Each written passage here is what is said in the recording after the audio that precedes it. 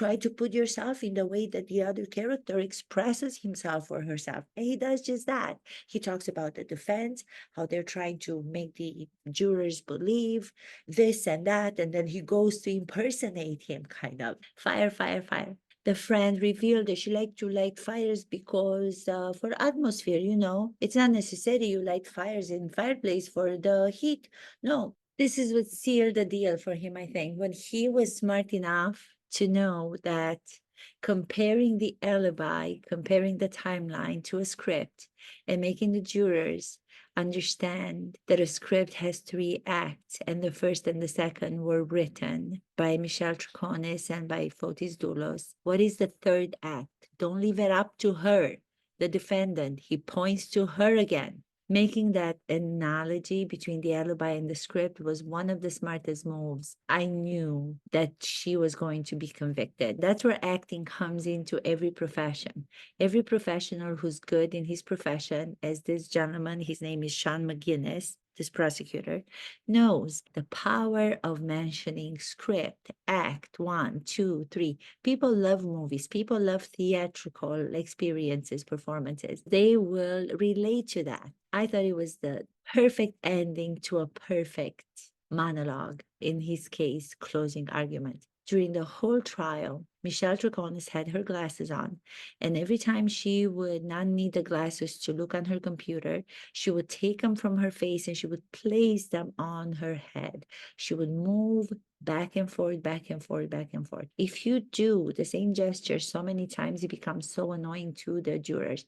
If I am putting myself in the shoes of the character who takes the glasses from the face and putting it on my hair, that lets me know that it has a little bit to do with vanity. If I'm wearing prescription glasses, which I am putting on these computer adjusted dark glasses because I want to look better for you guys when I do these episodes. In her case, she was only using those glasses when she was having to pay attention to something that's close up, but whenever she wasn't looking at her computer, she wasn't needing them, she would take them and she would place them on her hair. So her face would look nice and she would look better without the glasses. That's how I understand characters from an acting experience, from an acting perspective. There was another thing that was talked about when it came to her language. English is not her first language, and I was watching some other person on YouTube and she was saying, well, I can see she doesn't understand English because when she was interviewed in the 3 interviews by the detectives,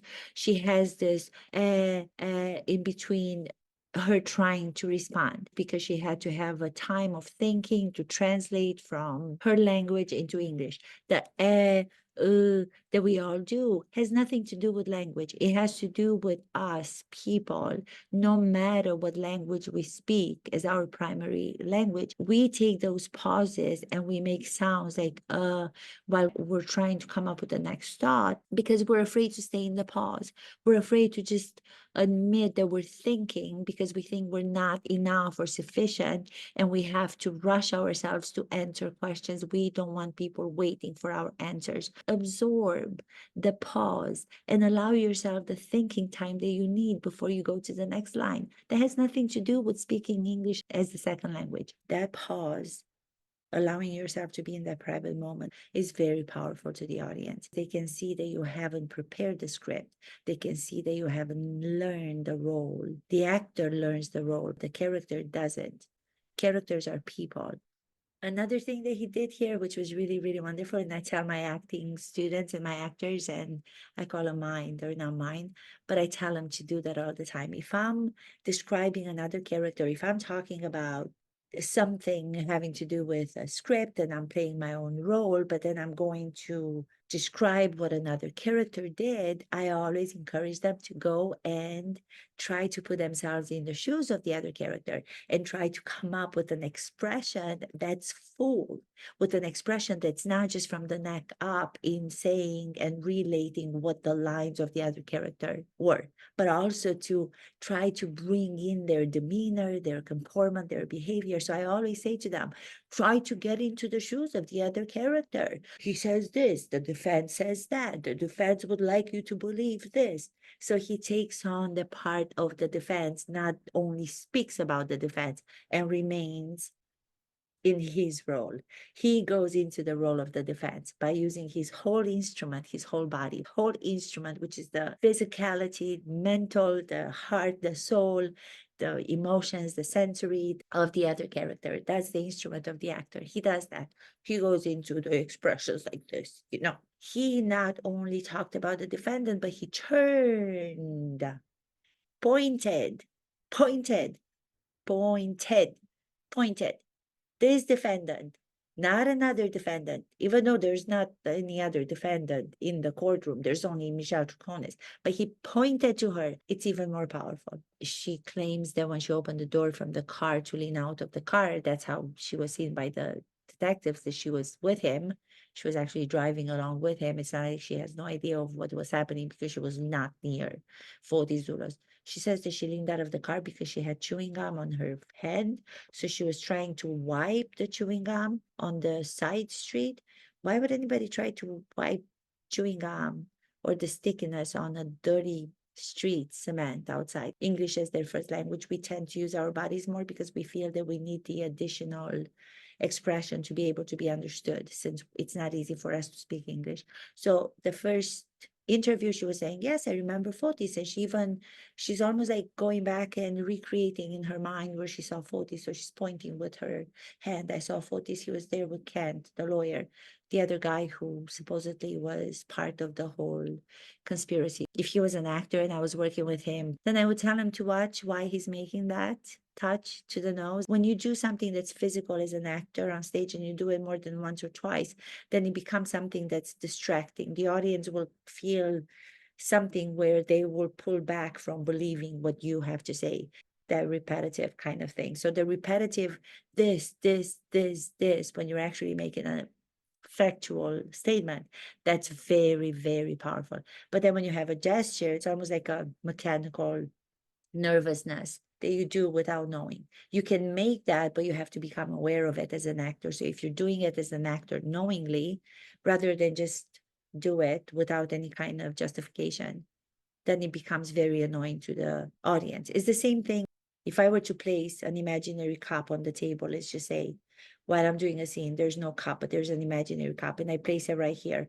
Then after 5 minutes, I come back as a character and I don't remember that the imaginary cup was here. I sit on that table. The audience will retract. They will feel cheated out of that experience that I created for them in the first place with the imaginary cup being there. Fire, fire, 5 minutes at a time. Fire, fire. She would light these fires in May, and there was another witness from the defense. It was a friend of hers from Venezuela, I believe, and she came on. The defense was trying to kind of give an explanation to why she was lighting all these fires during May, the day of the disappearance of Jennifer Dulos. You have to light sometimes because of atmosphere.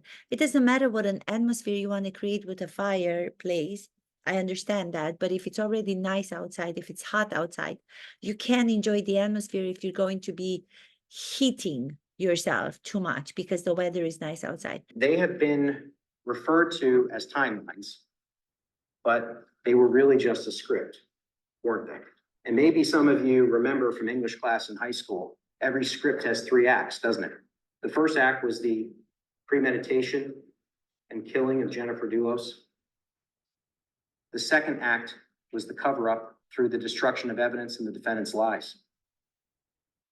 And now we've reached the third act, except she doesn't get to write it. You do. You write the third act of this script with your verdict. What's the ending going to be? Thank you. This on top of the brilliant work of the detectives, the prosecutors in proving their case beyond a reasonable doubt, this closing argument by this extraordinary lawyer, storyteller sealed the case. And that's why she got the guilty verdict. A tragedy. I feel so bad that, again, this is not a fictional scenario that we're talking about. I wish it were. Do subscribe if you're kind enough to share it, get more people to my channel. I thank you so much. Thank you. Kisses, kisses, kisses.